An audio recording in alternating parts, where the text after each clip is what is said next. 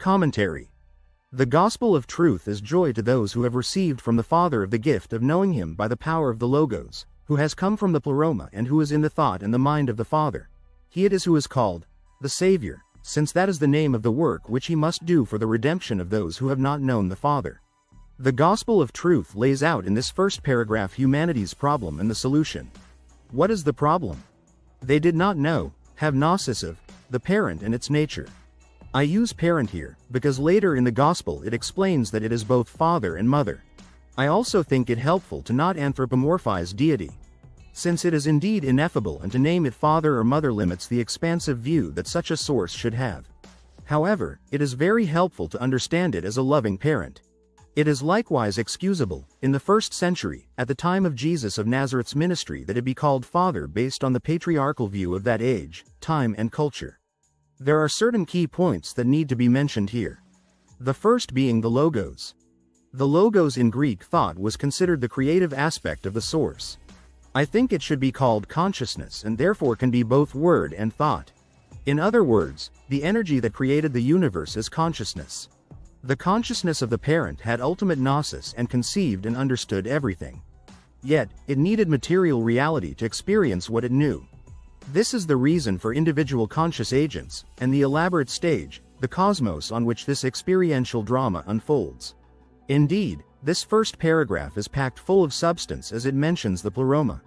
The fullness would be an appropriate word to translate Pleroma to, but it is more than fullness as well.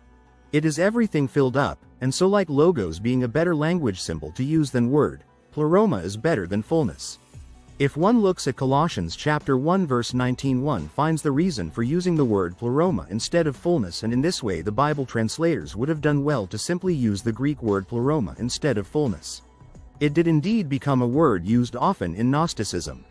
The Logos came from, emanated from, the pleroma, which is the fullness of deity. It states that the Logos is from the mind of the parent, and not just that but is the fullness of the parent. Now, what was the purpose of the arrival of the Logos from the pleroma? It was to bring salvation, and the salvation it brought was knowledge of the Father, parent. Something very similar is written in John chapter 17 verse 3, namely knowing the source and the sent Logos is in fact eternal life. I think it is more correct to say that knowing the source and the sent Logos was the way in which one could be certain of the fact that they are eternal children of the source. It can be concluded that the gospel provides knowledge of the loving parent. This is where faith comes into the equation. For the name of the gospel is the manifestation of hope, since that is the discovery of those who seek him, because the all sought him from whom it had come forth.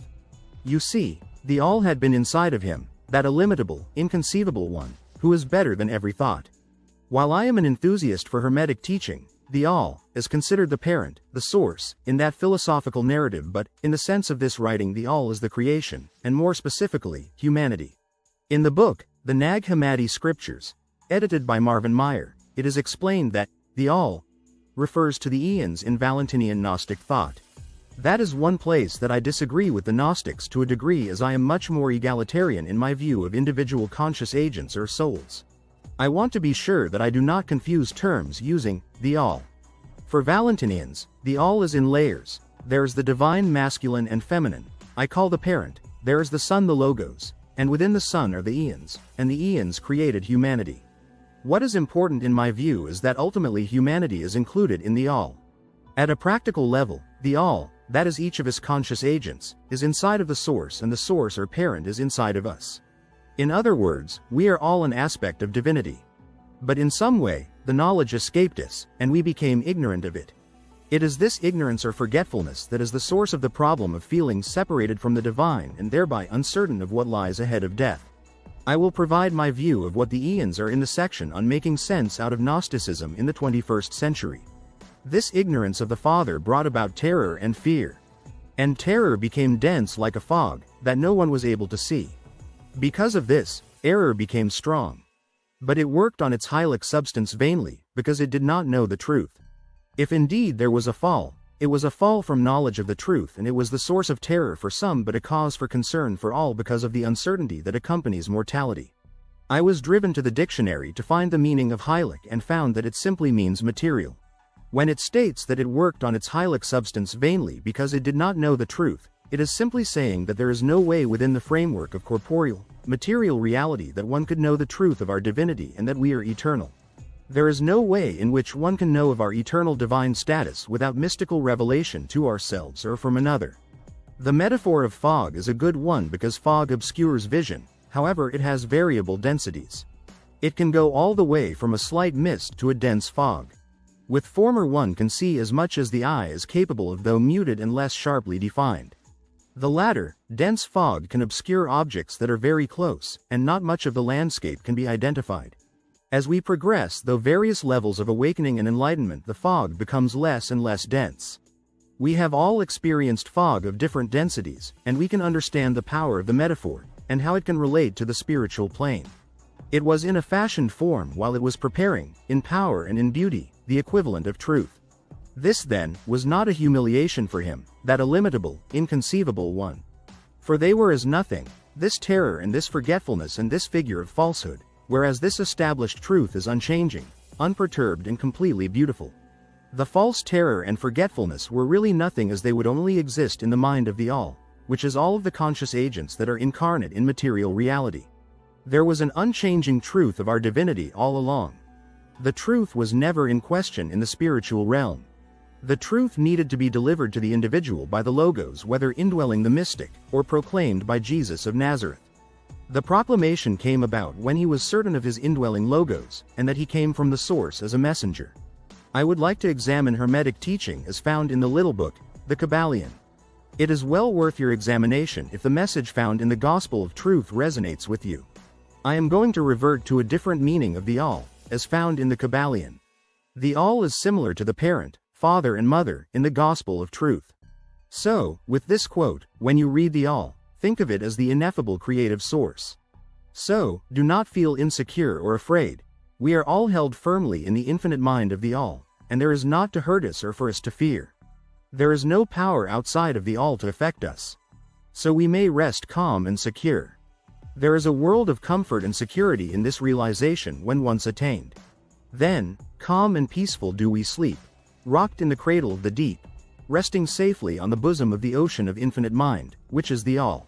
In the All, indeed, do we live and move and have our being. The Three Initiates. The Kybalion. A study of the Hermetic philosophy of ancient Egypt and Greece, illustrated, page 31. The Kybalion resource page.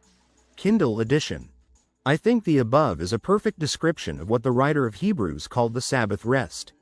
The knowledge of the parent's love, and the ineffability of the parent is the message that Jesus of Nazareth delivered in the Gospel of Truth. For this reason, do not take error too seriously. Thus, since it had no root, it was in a fog as regards the Father, engaged in preparing works and forgetfulnesses and fears in order, by these means, to beguile those of the middle and to make them captive. The Gospel now informs that people should not take the error of forgetfulness seriously. It caused a fog in knowing the Father, which in turn, beguiled most of the conscious agents that were incarnate. Upon entering the material world, they forgot who they were and where they were from. They forgot they were eternal, and they forgot they were divine.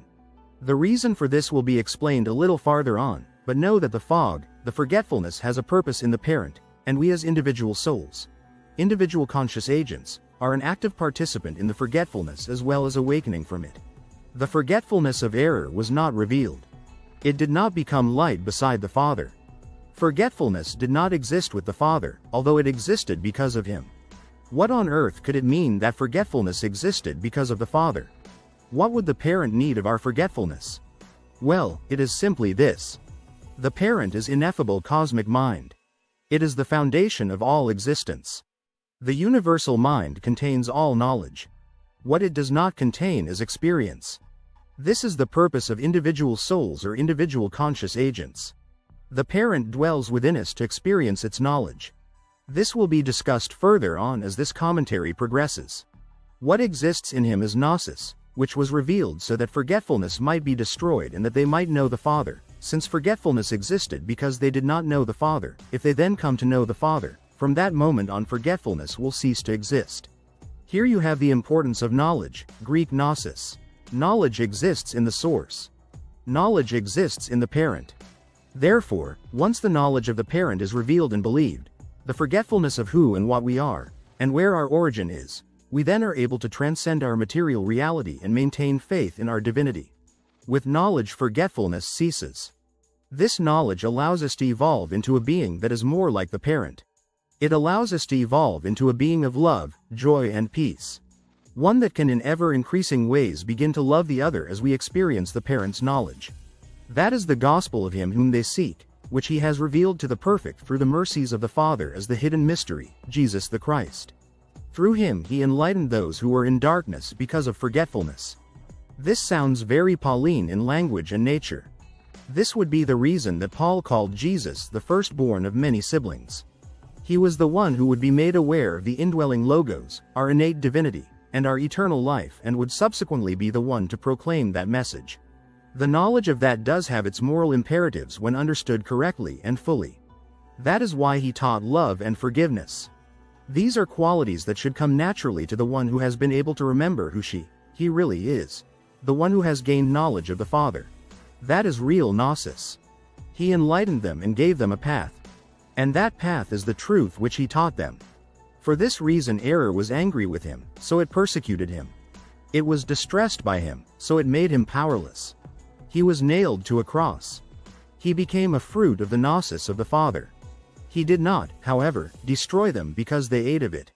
He rather caused those who ate of it to be joyful because of this discovery. The path he gave them was to know who their parents were and to know that the parent was love itself.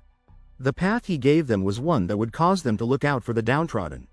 The path he gave them was one of nonviolent resistance. The error mentioned was the religious authorities and the dogma they taught. The reason that error was distressed is that many were following him and adopting his teaching. The error, the Pharisees and the Sadducees, wanted to destroy him and stop his message. They thought that he was leading people away from their religious upbringing. Since they were under the control of the Roman Empire, they could not put him to death, so the only option was to build a case that would cause Rome to kill him. The metaphor that he became fruit of the gnosis of the Father is best explained by understanding that he was the messenger of the gnosis of the Father, and all who heard and believed the message had partaken of the fruit. They gained the knowledge. It did not destroy them. It liberated them. It gave them peace and joy to know that they were children of their parent source. They realized they were eternal and that nothing, not even death, could harm and conquer them. This harkens back to the earlier message of the Kybalion. In the parent is perfect rest and peace. And as for him, them he found in himself, and him they found in themselves, that illimitable, inconceivable one, that perfect Father who made the all, in whom the all is, and whom the all lacks, since he retained in himself their perfection, which he had not given to the all. All of those who had listened to and believed his message realized that they were all in the Christ and the Christ was in them, and both were in the parent. They all were partakers of the divine nature. Prior to the ministry of Jesus of Nazareth, the all, humanity in general, did not realize that they were divine. They had forgotten all of that. I believe that it was the exercising of the kenosis, emptying, that caused the forgetting in the first place. This is where my views no doubt differ from the 1st, 2nd, and 3rd century Gnostics. I believe that consciousness is the foundational aspect of our reality. I believe that it contains all knowledge. What it does not contain is experience. That's where humanity and the material world come into play. In order to properly experience knowledge, we have to forget what we knew in the perfection of our divinity, and that requires an emptying of our divinity and relationship within the parent. This is done soon after incarnating in the material plane. It brings to mind Paul's writing in Philippians chapter 2 verse 5-8. Let the same mind be in you that was in Christ Jesus, 6, who, though he was in the form of God, did not regard equality with God as something to be exploited, 7, but emptied himself, taking the form of a slave, being born in human likeness. And being found in human form, 8, he humbled himself and became obedient to the point of death, even death on a cross. This was not merely true of Jesus. It is true of all of us. Each soul that incarnates into material and corporeal reality goes through this forgetting and emptying. While Paul emphasizes death on the cross, the fact is that once he emptied himself to incarnate, he was going to die. That is true of everyone who incarnates. Of course, there is the myth of Enoch and Elijah.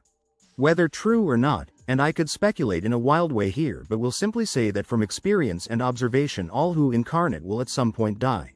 Whether by natural causes, accident, disease, or at the hands of other humans, we all die. The significance of the cross does not have to be for the forgiveness of sin. I don't believe that was the purpose. If it was for the first-century Jewish sin of misunderstanding the mystical revelation they had received over the years. In that vein, it would be to prove the truth of his message about the Father, and to prove we are all eternal. That is the likely point of the resurrection. The Father was not jealous. What jealousy, indeed, is there between him and his members?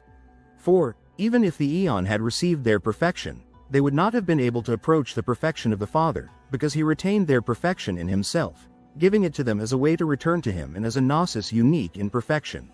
It should be realized that the Father did not hold back gnosis of him out of jealousy or malice. After all, individual conscious agents, individual souls are a part of deity. In that way, the source would be jealous of itself. The reason for the forgetting was to make the experience genuine. It is also important to point out that even in this gospel there is a tendency to anthropomorphize deity. It is not literal but metaphorical language. It explains a relational phenomenon that cannot be understood by us in this plane.